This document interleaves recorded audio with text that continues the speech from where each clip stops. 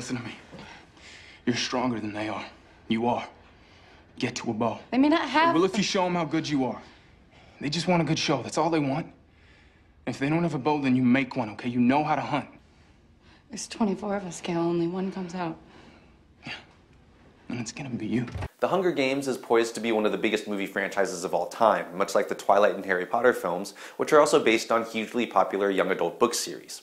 I can see why teen girls like the over-the-top romance of Twilight, and Harry Potter has an amazingly detailed and wondrous world with unfolding mysteries to get lost in, along with the appeal and pressure of being told you're born with an important natural talent.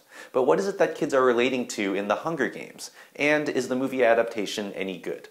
The Hunger Games follows Katniss Everdeen, a 16-year-old played in the film by Jennifer Lawrence. Katniss lives in impoverished coal mining District 12 in a dystopian United States called Panem, where she uses her intelligence, toughness, and hunting skills to care for her younger sister, Primrose, eventually volunteering to take Primrose's place as a Hunger Games contestant, or tribute. The games, where 24 teenagers from Panem's 12 districts fight to the death, are a spectacle watched by all of Panem's citizens, particularly the grotesquely opulent citizens of the capital. So Katniss and District 12's male tribute, Peeta, played by Josh Hutcherson, are assigned a PR person and minder, played by Elizabeth Banks, a stylist, played by Lenny Kravitz, and a trainer, played by Woody Harrelson, who's the last Hunger Games winner from District 12. Just as important as their physical training, the tributes must also learn to play the media game, since their attractiveness, likability, and personal stories can earn them important advantages during the competition. But eventually, it all comes down to the arena, where Katniss has to evade, kill, or be killed. As a film, The Hunger Games leaves a lot to be desired. The early part of the film is shot in pointless, distracting shaky cam, which forces the camera into too many close-ups and doesn't let you get a good look at what I'm sure are some very nice sets.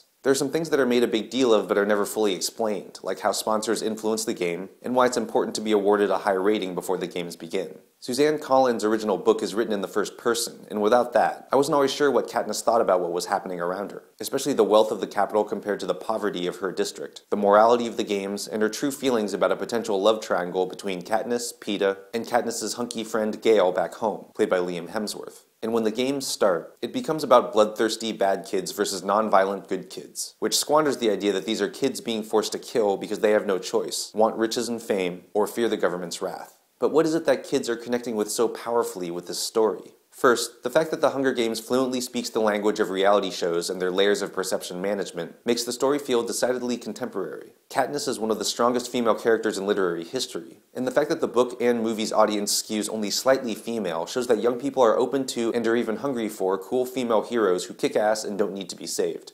Unfortunately, some of the themes that are apparently stronger in the book, like the exploitation of the poor by the rich, the consequences of environmental catastrophe, enslavement through mass entertainment, and the need for a people's rebellion against an oppressive government, are left largely unsaid or perhaps undersaid in the movie, presumably to be fleshed out in the upcoming sequels.